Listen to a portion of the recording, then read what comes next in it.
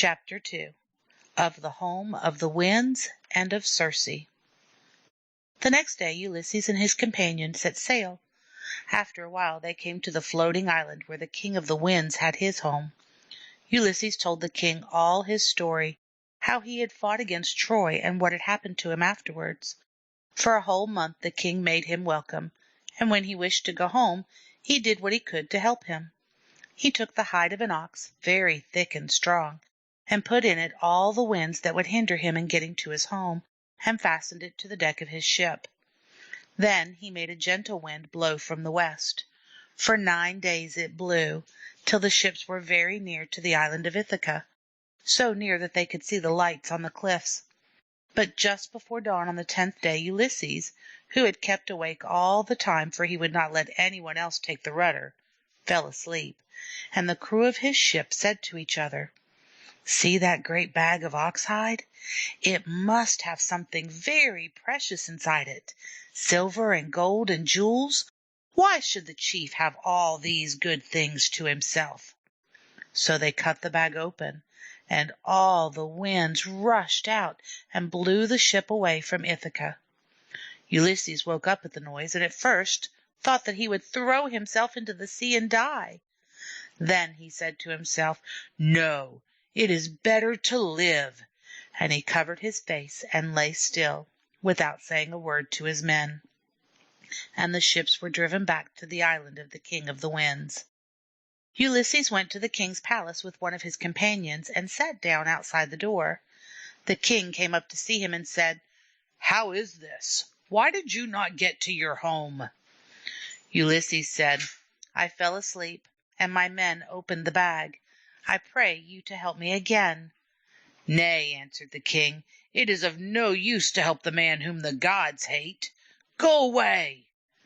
So Ulysses and his men launched their ships again and rowed for 6 days and nights.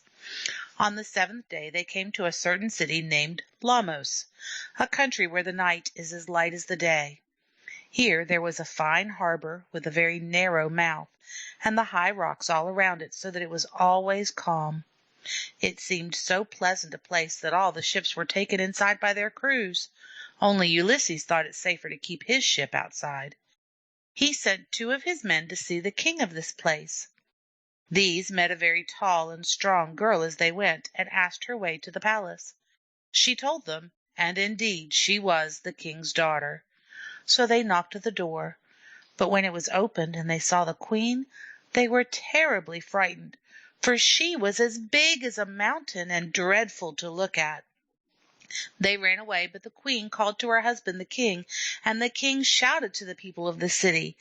They were cannibals, all of them, and when they saw the ships they threw great rocks at them and broke them in pieces, and when the men tried to swim to shore they speared them as if they had been fishes, and devoured them. So all the ships inside the harbor were destroyed. Only the ship of Ulysses was left. He cut the cable with his sword, and cried to his men to row away with all their might, and so they escaped. But Ulysses had now only 1 ship left with its crew, out of the 12 which he had at first. After a while they came to a strange island, and drew up their ship upon the beach, and sat beside it weeping and lamenting, for now there were but some 30 or so left out of 600. They did this for 2 days. On the 3rd day Ulysses took a spear and sword, and climbed up a hill that was near, to see what kind of place they had come to. From the top of the hill he saw a great wood, and a smoke rising up out of the midst of it, showing that there was a house there. Then he thought to himself, "I will go back to the ship, and when we have dined, some of us will go and see who lives in the island." But as he went towards the shore he saw a great stag coming down to a spring to drink, and it crossed the path almost in front of him. Then he threw his spear at the beast and killed it, and he tied its feet together and put it on his neck and carried it leaning on his spear, for indeed it was a very heavy load for a man to bear. When he came to the ship, He threw down the stag on the shore, and the men looked up and were glad to see the great beast. So they feasted on deer's flesh and wine, and Ulysses put off the searching of the island till the next day. In the morning he told them what he had seen, but the searching of the island did not please, for they thought of what they had suffered already. Then Ulysses said, "We shall divide the crew into 2 companies. One shall be mine, and of the other Eurylochus shall be chief, and we will cast lots to see who shall search the island." So they cast lots, and the lot of Eurylochus came out first. So he went, and 20 men or so with him, and in the middle of the wood they found an open space, and in the space a palace, and all about it wolves and lions were wandering. The men were very much afraid of the beasts, for they did them no harm, only they got up on their hind legs and fawned at them as dogs fawn upon their master, hoping to get some scraps of food from him. And they heard the voice of someone who sat inside the palace and sang as she worked on a loom, and a very sweet voice it was. Then said one of the men, "Let us call to this singer, and see whether she is a woman or a goddess." So they called, and a certain Circe, who was said to be a daughter of the sun, came out and asked them to go in. This they did, and also they drank out of a cup which she gave them. A cup of wine it seemed to be, mixed with barley meal and honey, but she had put in it some strange drug which makes a man forget all that he loves. And when they had drunk, lo, they were turned into pigs. They had snouts and bristles, and they grunted like pigs, but they had the hearts of men. And Circe shut them up in sties, and gave them acorns and beech masts to eat. But Eurylochus had stayed outside when the others went in, and he ran back to the ship and told Ulysses what had happened. Then Ulysses armed himself and said, "I will go and save these men." Nor would he listen when the others begged him not to go. "Thou wilt not do them any good," they said, "but wilt perish thyself." "Nay," he answered, "stay here if you will, and eat and drink, but I must go and rescue my men, for I am their chief." So he went, and when he came near to the house he saw a beautiful youth who had a golden stick in his hand. The youth said, "Ulysses, art thou come to rescue thy comrades? That thou canst not do. Thou wilt perish thyself. But stay, you are one that fears the gods, therefore they will help you. I will give you such a drug as shall make all Circe's drugs of no power. Drink the cup that she gives you, but first put into it this drug." So he showed Ulysses a certain herb which had a black root and a flower as white as milk. It was called moly. So Ulysses took the herb moly in his hand, and went and stood in the porch of Circe's palace and called to her. When Circe heard him, she opened the door and said, "Come in." Then he went in, and she made him sit on a great chair carved of oak, and gave him wine to drink in a gold cup. But she had mixed a deadly drug in the wine. So Ulysses took up the cup and drank, but before he drank he put the moly into it. Then Circe struck him with her wand and said, "Go now to the sty, and lie there with thy fellows." But Ulysses drew his sword and rushed at her, as if he would have killed her. She caught him by the knees and prayed him not to hurt her, and she said, "How is this, that my drug do thee no harm? I did not think that there was any man on earth who could do so. Surely thou must be Ulysses, for Hermes told me that he would come to this island when he was on his way back to his home from Troy. Come now, let us be friends." But Ulysses said, "How can we be friends when thou hast turned my companions into swine? And now I am afraid that thou wilt do me some great harm if thou canst take me unawares. Swear to me then, by a great oath, that thou wilt not hurt me." So Circe sware. Then her handmaids, very lovely women, born in the springs and streams and woods, prepared a feast. One set purple rugs on the chairs, and another set silver tables by the chairs, and others put on the tables baskets of gold.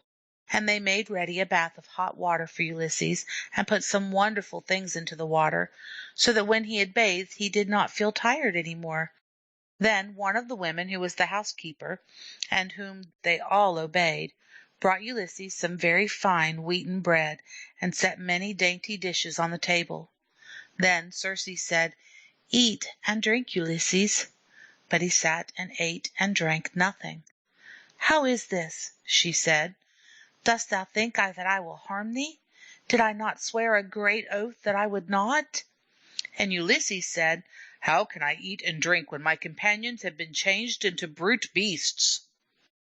Then Circe arose from her chair, and took her wand in her hand, and went to the sties where she had put the men that had been turned into swine, and she opened the doors of the sties, and rubbed a wonderful drug on each beast as he came out. And lo! in a moment the bristles fell from their bodies, and they became men again, only they looked to be younger and more handsome than they were before. And when they saw their chief they clung to him, weeping for joy. Even Circe herself felt a little pity. After this they all went into the palace and ate and drank, and when they had finished their meal, Circe said to Ulysses, "Go now to thy ship, and put away all the goods that are in it, and all the tackle in the caves that are on the seashore, and then come back here, and bring the rest of your comrades with you." So Ulysses went, and when his companions saw him they were very glad, for they had thought that he was lost. They were as glad as calves which have been penned in the yard all day when their mothers come back from the fields in the evening. But when Ulysses said to them, "Come back with me to the great house in the woods," Eurylochus said to them, "Don't go, my friends. If you do, you will be turned into lions or bears or pigs, and will be kept shut up for the rest of your lives. This foolhardy Ulysses is always leading us into trouble. Was it not he who took us to the cave of the Cyclops?" Ulysses was very angry when he heard this, and was ready to kill the man, but the others stopped him from doing it. "We will go with you," they said, "and if this man is afraid, let him stay by the ship." So they went with Ulysses, and Eurylochus himself, when he saw them go, went with them. For a whole year Ulysses and his companions stayed with Circe. She feasted them royally, and they were well content to be her guests. But at the end of the year the men said to their chief, "Should we not be thinking of going home?" And he knew that they were right. So he said to Circe, "It is time for us to go home. Pray do what you can to help us on our way." Circe said, "I will not keep a guest against his will." So they made their ship ready, and Circe and her handmaids brought down to the shore flesh and bread and wine in plenty, and they stored them away as provisions for their voyage, and then they departed. But first Circe told Ulysses what things would happen to them by the way, and what he and his companions ought to do, and what they ought to avoid if they wished to get home safely. End of chapter 2.